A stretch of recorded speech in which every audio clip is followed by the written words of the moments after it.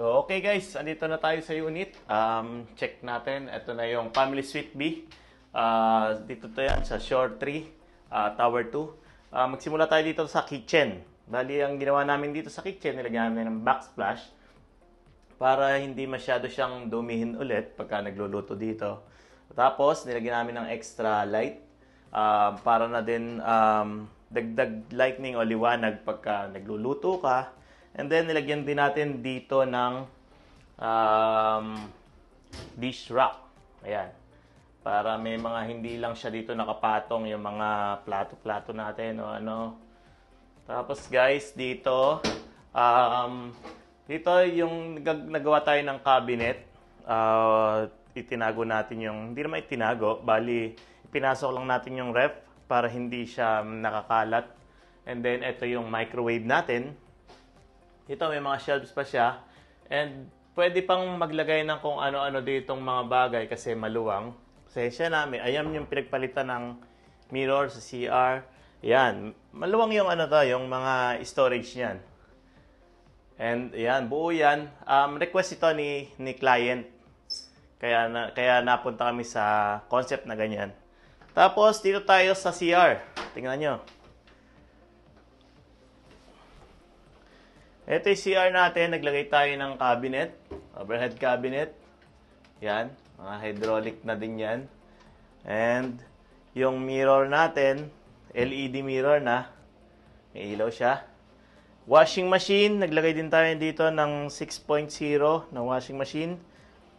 And then, mga towel rack. Dito nga pala, hindi na pinalagyan ni owner ng glass, glass enclosure. Mas pinili na lang niya yung curtain. Tapos nag-install tayo ng shower heater. And then extra storage o extra lalagyan ng mga soap or kung shampoo pa. Yan yung kabuuang CR natin.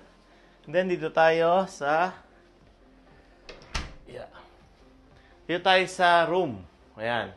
Ito yung one bedroom ito kasi na family suite B kaya andito yung room niya. Pasok guys. Yan yung ginawa namin sa room. Bali, naglagay tayo dito ng full double size na bed. And then, naglagay tayo ng cove light. Dito kasi walang AC. Bali, kaya naglagay tayo dito ng ceiling fan. Ayan, with lights na rin yan. Tapos, yung bed na to, meron siyang mga drawer. Extra storage yan. Yan yung mga customized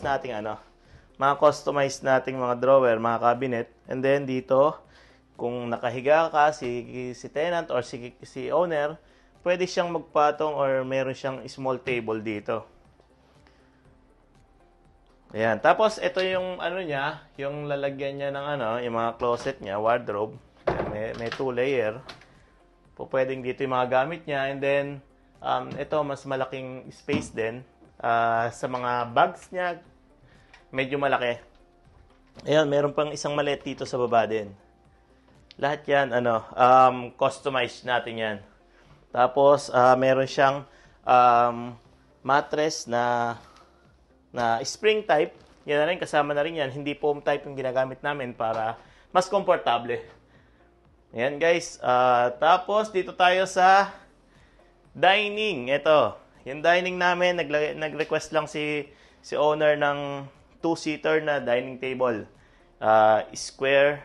And then, ayan, meron lang siya. Nilagyan lang namin dito ng big wall clock.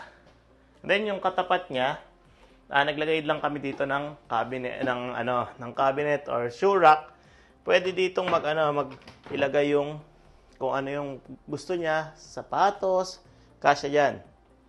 Ilang layer yan. Tapos dito is drawer. Ayan, kung anong mga gusto niyang ilagay, pwede. At ito yung mirror, if aalis na rin siya, pwede nating pwedeng as vanity. Ayan, ito na yung side niya. And then ito, yung sa living room natin, naglagay ulit tayo ng sofa bed. Sofa bed, ayan, kung may bisita si owner o si tenant, pwede niyang gawin tong bed, pwede sila dito magpahinga. Tapos yung sa aircon natin, nag-install tayo ng 1.5 horsepower. Inverter 1.5 horsepower. Kasi yun yung required dito sa Shore 3. Guys, hanggang 1.5 lang pala dito. Yun lang yung requirement nila na aircon. Bawal na mag-exceed doon. Tapos yan yung mga ilaw natin sa ceiling. Naglagay lang tayo ng ganyan, ng flat surface light. Yan, 3 color yan. Ayan guys. Tapos, naglagay ng ito yung TV natin. 40 inches na smart TV. And then, TV rack. Ayan, naglagay din tayo niyan. And then, may mga storage din siya sa ilalim. At yan, tatlong storage siya. Yan. Tapos, naglagay tayo ng fluted wall dito. Panel. And yung mga pin light natin, tricolor din yan. Yan, kung mapansin nyo. And then yung cob light natin. So, yun guys, ito na yung view natin. May view tayo sa kabilang kabilang tower. Yan na yung view niya. May mga hindi pa masyadong natapos dito ng mga construction. Kaya ngayon, tuloy pa rin kami sa next project namin. And sa project na to, muli nagpapasalamat kami sa kay owner na nagtiwala sa amin para ibigay sa amin yung project na to at matapos namin ito ng nasa tamang oras na nasa yung request niya. So, muli guys, ako si Joby Balagtas ng Team Will Blanza Realty TV. And sa mga gusto magpagawa, contact lang po sa amin and message lang para baka sakaling yung next unit na nyo ang next project namin. Maraming salamat guys. Bye-bye.